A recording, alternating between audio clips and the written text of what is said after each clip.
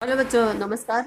आज हम पार्ट 3.4 पुरस्कार कहानी जयशंकर प्रसाद जी की जो है उसे पढ़ेंगे। छायावाद की जन्मदाता एवं आधार स्तंभ श्री जयशंकर प्रसाद जी का जन्म संवत 1946 अर्थात सन 1889 में काशी में हुआ। उनमें काव्य रचना की प्रतिभा जन्मजात थी। वे बहुमुखी प्रतिभा संपन्न साहित्यकार थे, जिनका प्रमाण विविध भाषाओं में सृजित उनकी साहित्यिक रचनाएं हैं। वे हिंदी के प्रसिद्ध गीतकार भी थे। उनकी रचनाओं का मुख्य विषय प्रेम एवं आनंद रहा है। साथ ही प्रकृति चित्रण भी उनकी रचनाओं की महत्वपूर्ण विशेषता है। कामायनी, आंसू, झरना, लहर, प्रेम पथिक, कानून कुसुम उनके प्रमुख काव्य हैं। उन्होंने चंद्रगुप्त, स्कंदगुप्त और अजातशत्रु नाटक लिखे हैं। उपन्यास में कंकाल, तितली, इरावती के अतिरिक्त कहानी संग्रह के रूप में आंधी, प्रतिध्वनि, आकाशीप और देवरथी भी रचना की है। ये कहानी ऐतिहासिक है।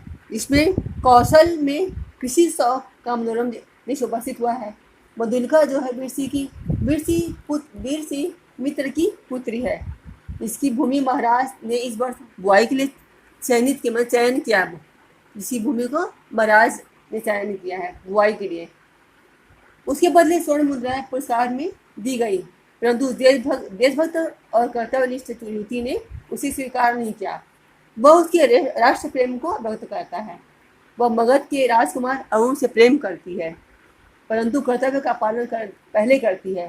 अरुण के वाद मंत्र को बताकर महाराज से सम्मान प्राप्त करती है। यह प्रेम और कर्तव्य का सुंदर चित्रण हुआ है। वह अरुण को क्या दिलवाती, मृत्युदंड की सजा सुना देने पर कहती है, महाराज मुझे ही प्राण दंड मिले, और वह अरुण के समीप चली जाती है। कहानी का यहीं पर पराक्षेप होता है। जैसे कि यहाँ पर अध्यापक कौशल का यह उत्सव प्रसिद्ध है था। एक दिन के लिए महाराज को कृषक बनना पड़ता। उस दिन इंद्र पूजन की धूमधाम होती, गोंठ होती। नगर निवासी उस पहाड़ी भूमि में आनंद मनाते। प्रतिवर्ष कृषि का यह महोत्सव उत्साह से संपन्न होता। दूसरे राज्यों से भी यह राजकुमार इस उत्सव में बड़े चाव से आकर योग देते। यानी हर साल राजा जो थे वो उत्सव मनाते थे, और एक दिन के लिए राजा जो थे किसान बनते थे। और उस दिन इंद्र देव की पूजा भी धूमधाम से होती थी।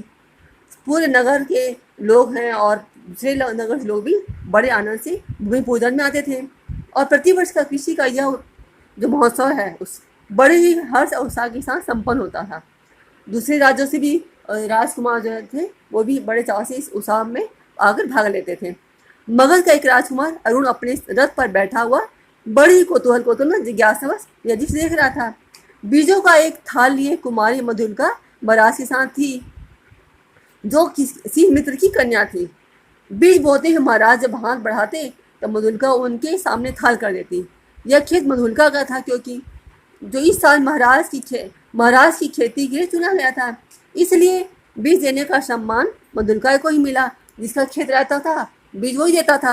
इस साल जो खेत मधुलिका का चुना गया था तो बीज वही दे रही थी, उसी को सम्मान मिला था।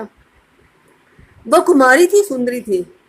कौशल वसन उसी शरीर पर इधर उधर लहराता हुआ स्वयं शोभित हो रहा था। वह कभी उसे संभालती और कभी रुकी अलकों को। कृषक बालिका के शुभ भाल पर श्रम गुणों की भी कमी ना थी। यानी सुंदर राजकुमारी सी प्रतीत हुई थी मधुलिका। अब और किसान की बेटी के शुभ्र भार मतलब सफ़ेद भार मतलब मस्तक पर पसीने की बूंद भी कमी नहीं थी। पसीने की बूंद भी टपक रही थी।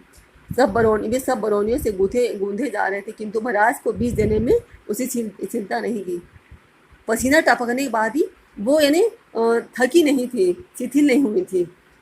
सब लोग महाराज का हर चलना न देख रहे थे, विस्मय से मतलब आश्चर्य से, जिज्ञासावश, कौतूहल मतलब जिज्ञासा से।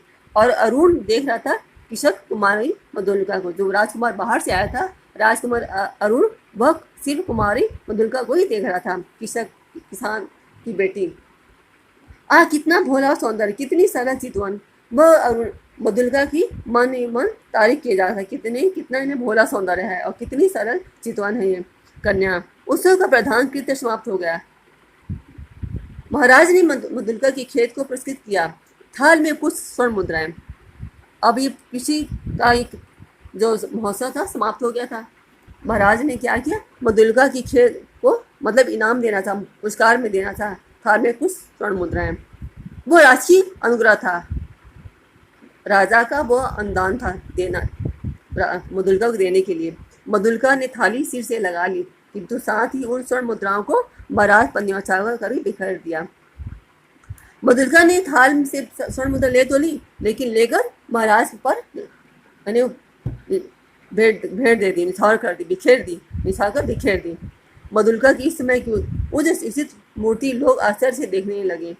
महाराज की भुट्टी भी जरा चढ़ी थी कि मधुलिका ने सब इन्हें कहा। वहाँ जो लोग एकत्र हुए थे, मधुलिका के सब इसको इतनी उचित मूर्ति प्रतिमा को आश्चर्य से देख रहे थे। और महाराज जो थोड़ा सा गुस्से में भी आ गए थे, उनकी जो भौहें तन गई थी। मधुलिका फिर भी मधुलिका ने विनम्रतापूर्वक कहा, देव यह मेरे पितरामहों की भूमि है, इसे बेचना अपराध है। उसने कहा कि मेरे पूर्वजों की भूमि है, मेरे पिताजी की भूमि है, इसे बेचना अपराध है, इसलिए इसका मैं मूल्य स्वीकार नहीं करूँगी। इसलिए मूल्य स्वीकार करना मेरे सामर्थ्य से बाहर है, यानी मैं इसका मूल्य स्वीकार नहीं करूँगी। महाराज के बोलने के पहले ही वृद्ध मंत्री ने तीखे स्वर से कहा, अबोध क्या बक रही है। महाराज राजा कुछ बोलते इसके पहले जो वृद्ध मंत्री थे उन्हें गुस्से से कहा कि ये अबोध मतलब तुम नहीं जानती हो कि तुम क्या कह रही हो। राजकीय अनुग्रह का तिरस्कार, राजा ने तुमको जो अनुग्रह दिया जा, अनुदान दिया जा, तुम उसको राजा के द्वारा से तुम तिरस्कार कर रही हो। तेरी भूमि से 4 मूल्य है, यह तुम्हारी भूमि से यह 4 गुना ज़्यादा है। फिर कौशल का तो सुनिश्चित राशि नियमन है।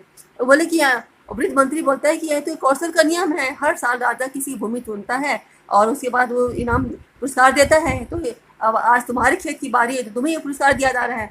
तू आज से राजकीय रक्षण पाने की अधिकार नहीं हुई, यानी तुम इसे लो और आज से तुम राजा का जो अनुदान है उसको पाने की तुम अधिकारी बन गई हो।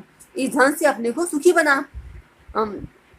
राजकीय रक्षण की अधिकारिणी तो सारी प्रजा है मंत्रीवर। महाराज को भूमि समर्पण करने में तो मेरा कोई विरोध ना था और न है, किंतु मूल्य स्वीकार करना असंभव है।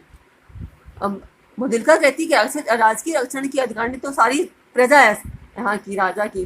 महाराज को भूमि समर्पण करने में मैं विरोध नहीं करी, मना नहीं करी हूँ, किंतु मैं मूल्य स्वीकार नहीं करूँगी, ये असंभव है। मधुलिका भी उत्तेजित हो उठी। महाराज से संकेत करने पर मंत्री ने कहा, देव वाराणसी के अत्यंत वीर सिमित्र की एकमात्र कन्या है। जब महाराज को पता नहीं रहता कि सिमित्र की कन्या है उनकी। महाराज चौक उड़ते हैं, सिमित्र की कन्या, इसने मर्द के सामने कौशल की लाज रखी थी, क्योंकि सिमित्र एक बार कौशल की को भी युद्ध में जीत दिलवाए थे, इसलिए राजा बोले कि उसने कौशल की लाज रखी थी। उसे उस वीर की मधुलिका कन्या है। हाँ देव, मंत्री ने विनम्रतापूर्वक कहा, इस उत्सव के परंपरागत नियम क्या है, यानी इस उत्सव के क्या है परंपरागत रीतिवाज क्या है।